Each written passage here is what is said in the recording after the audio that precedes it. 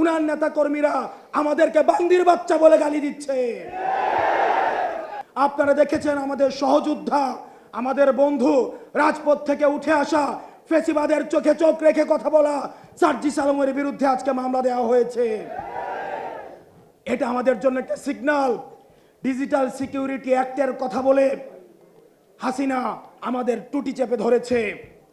এই মানহানির কথা বলে আজকে যেভাবে মামলা দেওয়া শুরু করেছে, এটি আমাদের জাতির জন্য একটি সিগন্যাল।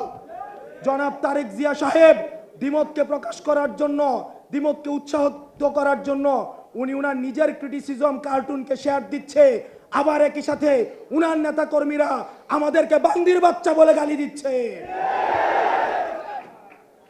আমরা দৃষ্টি আকর্ষণ করছি আপনাদের, যারা নেতৃত্বস্থানীয় পর্যায়ে রয়েছেন তাদের বিরুদ্ধে ব্যবস্থা নেবেন, না হয় আমরা ধরে নিব এই সিগন্যাল সেন্ট্রাল থেকেই দেওয়া হচ্ছে।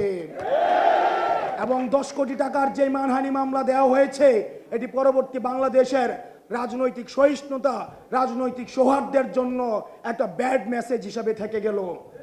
আমরা চাই আপনারা আমাদের প্রতি কাঁটা ছুড়বেন, আপনারা আমাদের মানহানি মামলা দিবেন, আমাদের টুটি চেপে ধরবেন, যারাই ধরুক না কেন আমরা আপনাদেরকে সাদরে বলবো গণতান্ত্রিক এই যাত্রা অব্যাহত রাখার জন্যে প্রয়োজনে আমরা জেলে যাব, জুলুমের শিকার হব, প্রয়োজনে ফাঁসির কাস্টে ঝুলবো, কিন্তু কোনো অন্যায়, কোনো হাসিনার ডিএসি, কোনো সিকিউরিটি অ্যাক্ট, কোনো মানহানি মামলা আমাদেরকে আটকায় রাখতে পারবে না।